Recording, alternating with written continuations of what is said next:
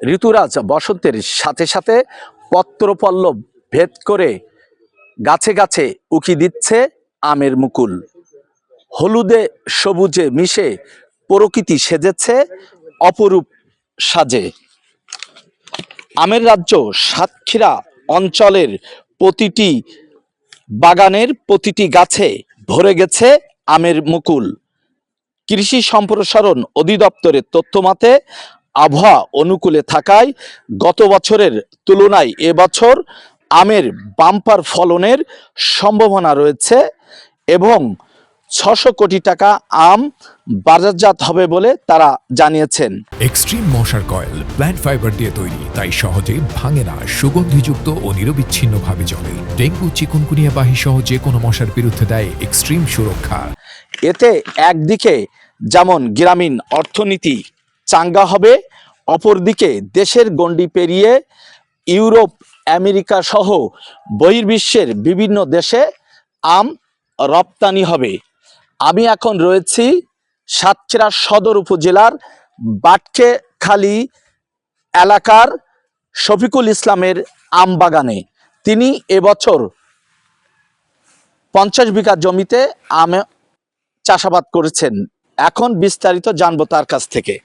আমি 50 বিঘা জায়গার মতো চাষাবাদ করেছি। আমাদের এখন গাছ পরিচর্যা কাজ চলছে, অর্থাৎ লিভার খরচ, কীটনাশক মিলায়ে আমাদেরকে প্রায় 5-6 লক্ষ টাকা এই 50 বিঘা জায়গায় কীটনাশক, লিভার খরচ লাগে।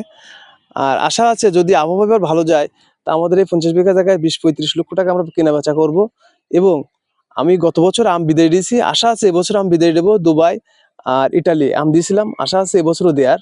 তবে যদি আবহাওয়া অনুকূলে থাকে তা আমার এবার আশা করতেছি ভালো একটা লাভবান হবো, কারণ ফলন বেশি হওয়ার কারণে।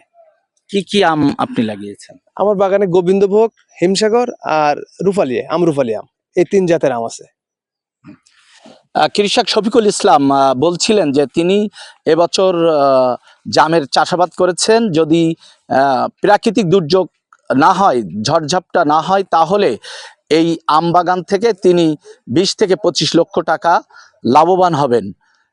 তিনি আরো জানিয়েছেন যে এবছরও তিনি বিদেশে আম রপ্তানি করবেন। কৃষি সম্প্রসারণ অধিদপ্তরের তথ্যমতে সাতক্ষীরা জেলায় এবছর 4147 হেক্টর জমিতে আমের চাষাবাদ হয়েছে, যার উৎপাদনের লক্ষ্যমাত্রা নির্ধারণ করা হয়েছে 80,000 মেট্রিক টন। এর মধ্যে 100 মেট্রিক টনের উপরে ইউরোপ, আমেরিকা সহ বহির্বিশ্বের বিভিন্ন দেশে সাতক্ষীরার আম রপ্তানি হবে।